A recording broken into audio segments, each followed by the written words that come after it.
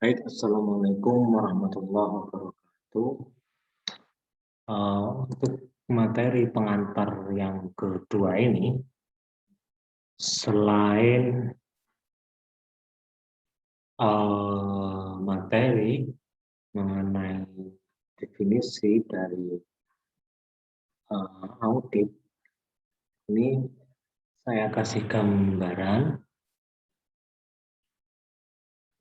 kepada kalian terkait apa ini?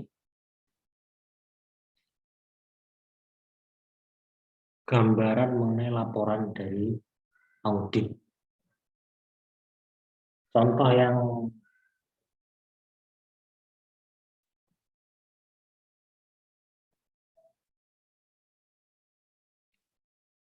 yang apa ini namanya?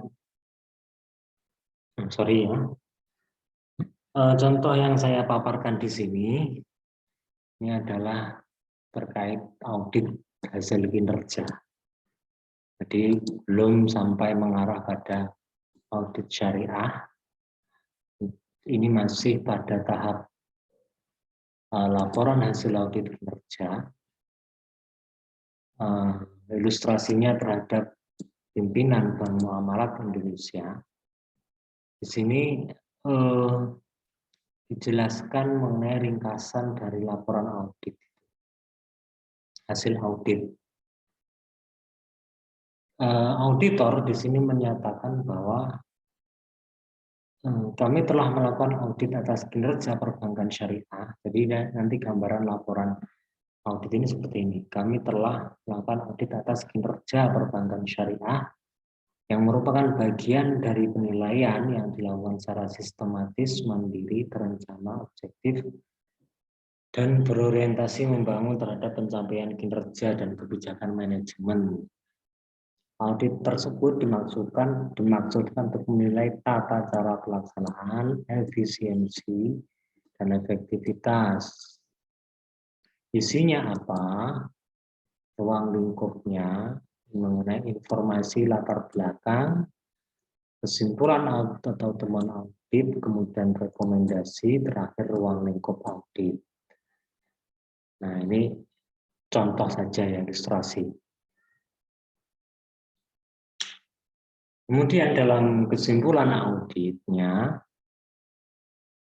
si auditor ini memuatkan beberapa hal. Tentunya berdasarkan temuan dan bukti.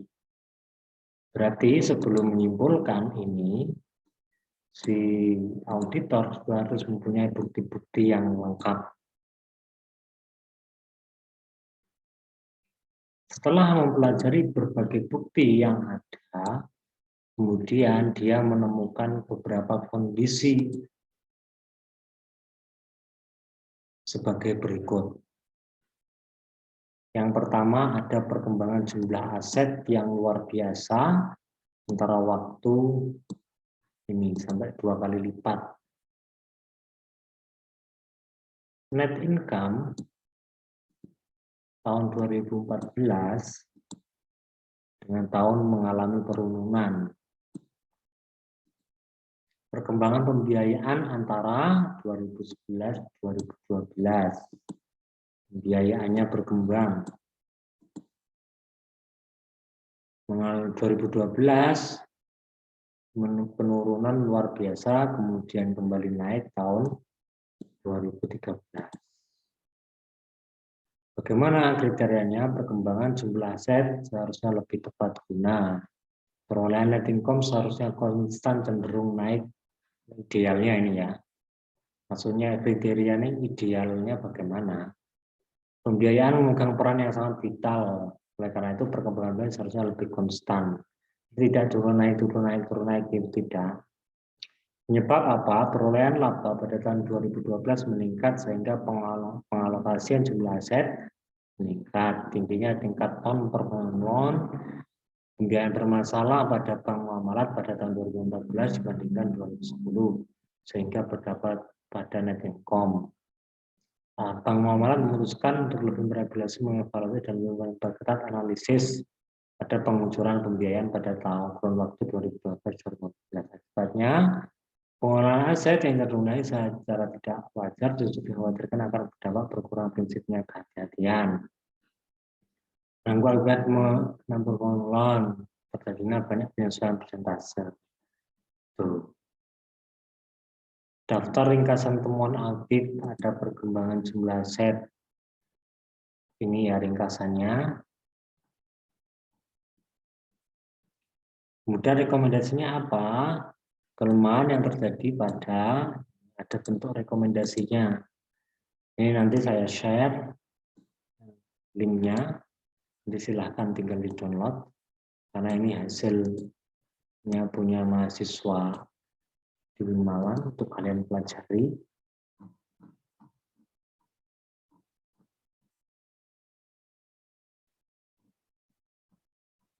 Ini adalah bukti-bukti atau hasil analisanya.